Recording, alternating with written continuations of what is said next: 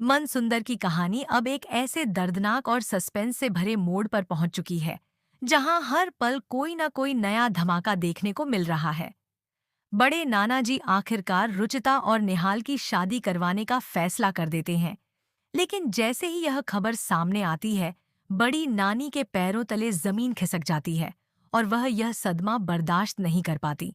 हालात इतने बिगड़ जाते हैं कि उन्हें अस्पताल ले जाना पड़ता है, जहां उनका इलाज शुरू हो जाता है। वहीं दूसरी तरफ निहाल की जिंदगी भी पूरी तरह उलझ चुकी है। जैसा कि हमने देखा, निहाल के बगावती तेवर और गुस्से को देखकर उसके दादाजी को हार्ट अटैक आ गया था। अपनी वजह से दादाजी को जिंदगी और मौत के बीच झूलते देखकर निहाल का सारा घमंड टूट गया। जब अस्पताल में दादाजी अपनी आखिरी इच्छा के रूप में निहाल से शादी के लिए हामी भरने की गुहार लगाते हैं, तो निहाल अपने दादा की खातिर आखिरकार हार मान लेता है और इस रिश्ते के लिए तैयार हो जाता है। इसके बाद निहाल खुद रुचिता के घर पहुंचता है और पूरे परिवार के सामने ऐलान कर देता है कि वह शादी के लिए तैयार है।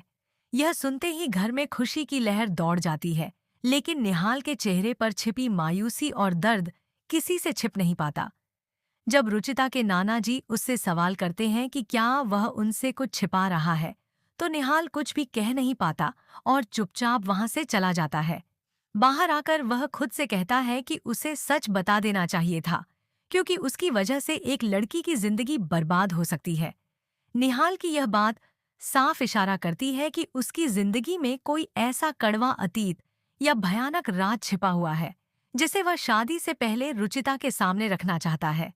लेकिन दादाजी की कसम और उनकी हालत ने निहाल के होठों पर ताला लगा दिया है। अब असली भूचाल तो आने वाले प्रोमो में देखने को मिलता है। प्रोमो में निहाल जानवी को एक सुनसान से रेस्टोरेंट में मिलने के लिए बुलाता है। रुचिता भी जानवी का पीछा करते हुए वहां पहुंच जाती है, लेकिन तभी कहानी अचानक एक खतरनाक मोड़ ले लेती है। अगला सीन अस्पताल का दिखाई देता है, जहां निहाल रुचिता को अपनी गोद में उठाकर